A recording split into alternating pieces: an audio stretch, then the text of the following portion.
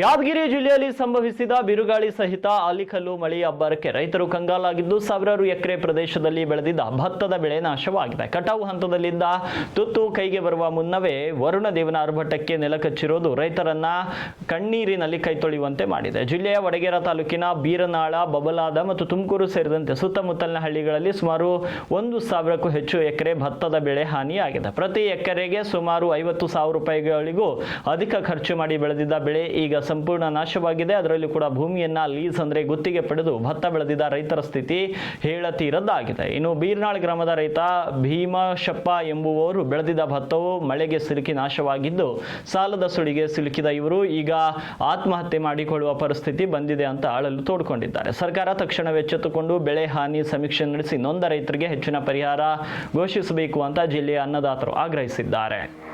ಇದು ನೋಡ್ರಿ, ಎಕರೆಲ್ಲಿಂದ ಒಂದು 50,000ರಿಂದ 55,000 ರೂಪಾಯಿ ಖರ್ಚು ಬರ್ತದೆ. ನಾಟಸಕ್ಕೆ 6,000 ರೂಪಾಯಿ ನಾಟಸ ಕೊಟ್ಟಿವಿ. ಟ್ಯಾಕ್ಟ್ರು ಕಿರಾಯಿ, ಇದರಿಂದ ಅವ್ರು 12 ಚೀಲ ಲೀಸು, ಮಸಾಲೆ, ಎಣ್ಣೆ ಈಗ ಕೊಯ್ಬೇಕಂತ ರೆಡಿ ಮಾಡಿವಿ. ಮಳೆ ಬಂದು ರಾತ್ರಿ ಅಣೆಕಲ್ಲು ಬಿರುಗಾಳಿ ಬಿಟ್ಟು ಅಣೆಕಲ್ಲು ಬಂದು ಬಿದ್ದದ. ದಬಾಸಿ ಓಡಿ ತಳ ಬಿದ್ದದ್ರಿ. ಇದು ರೈತರಿಗೆ ಕಸ್ಟಮರ್ಗೆ ಏನು ಕೊಡ್ತಾರೆ, ಪರಿಹಾರ ಕೊಡಬೇಕು.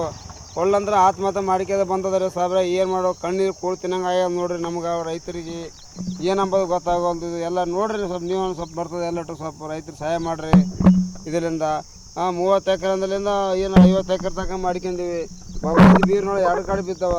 ನಂದು ನೋಡ್ರಿ ಒಂದು 55ರಿಂದ 60 ಎಕರೆ ತನಕ ನಮ್ಮ ಹೊಲ ಮಾಡಿವಿ, ಲೀಜ್ ಮಾಡಿವಿ ಸರ್. ಲಾಸ್ ಅಂದ್ರೆ ಲಾಸ್ ಅಲ್ರಿ, ಲಾಸ್ 20 ಎಕರೆಯಿಂದ ಒಂದು 20,000 ರೂಪಾಯಿ ಲಾಸ್ ಬರ್ತದೆ ನೋಡ್ರಿ ನಮಗೆ.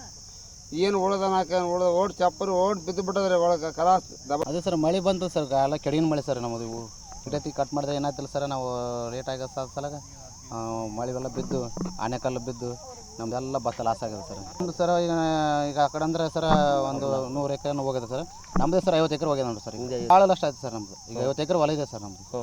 ಲೀಸ್ ಸರ್, ಎಲ್ಲ ಲೀಸ್ ಮಾಡಿಸೋ ಪರಿಹಾರ ಕೊಟ್ಟರೆ ಪಾಡು ಸರ್ ಸರ್ಕಾರ ಎಲ್ಲ ಕಡೆಯಿಂದ.